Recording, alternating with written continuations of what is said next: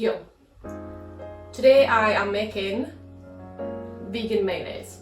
It's, I think the first time I made it I was like, well, this is going to be rubbish because I'm not vegan, and then I had it and I was like, well, it's pretty good. It's almost better than mayonnaise.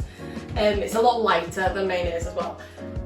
It's really simple and it's, as I say, it's really nice. What you do need though is Aquafaba, and if you don't know what Aquafaba is, it is basically, it's where the chickpeas are here, it is the water that chickpeas or beans are in a tin. And then you can make some hummus with the chickpeas afterwards if you want. So what I'm going to do is I'll go through what I've got. So I've got the chickpea water, which I'm going to drain off. I've got some mustard, lemon, got some cider vinegar and some olive oil and some salt. And what I have done, I'm going to make like roasted garlic. I have roasted just 2 cloves of garlic up, and I'm going to mix that in as well. So first things to do is I'm going to drain some of the water from the chickpeas. And I think I remember the first time I did this and I was like, that's never going to work. What do you mean you use the water from chickpeas to make stuff? But then I've made vegan meringues with it and all sorts, and it's quite amazing to watch and see something that you would normally throw in the bin become something as lovely as mayonnaise or a meringue or lots of other things that you can make with it. So there I've got some chickpea water. So I'm going to, so it's Aquafaba, if you ever see that in a recipe and you're like, what is that? So 3 tablespoons of the Aquafaba. 1, 2, 3. And a tablespoon of cider vinegar.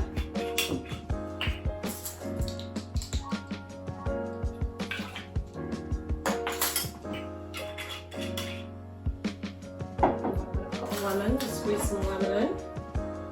So this wants to be like a tablespoon of lemon juice.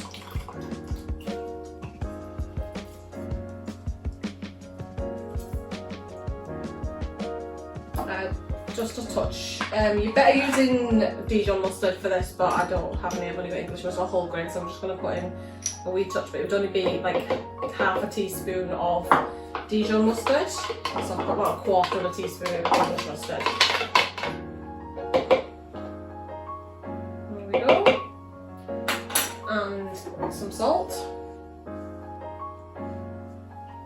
And then I'm going to add in the garlic that I roasted to make it garlic mayonnaise. And you can add other stuff to this as well. It doesn't necessarily have to be just plain mayonnaise. You can add some chilli to it and make a chilli one. So then I need, I think it's 236 mils of oil. It seems like a lot, but there's a lot of oil in mayonnaise anyway, if you didn't know that already. So then what you will need though, you will need a stick blender because you've really got to blitz this up. And we're going to slowly add the oil in. If you add the oil all at once or too fast, it'll split and it won't thicken up like mayonnaise does. I'm just going to give this a quick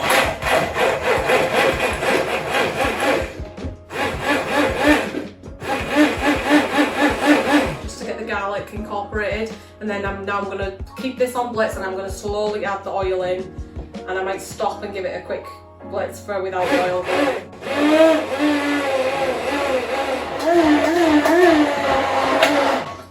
And that's it really, and just taste it, make sure it's seasoned enough, and it's quite magical I think to watch it go from being oil and chickpea water into something that is mayonnaise and no eggs, no dairy, vegan. And if you give that to somebody and don't tell them, they definitely wouldn't know.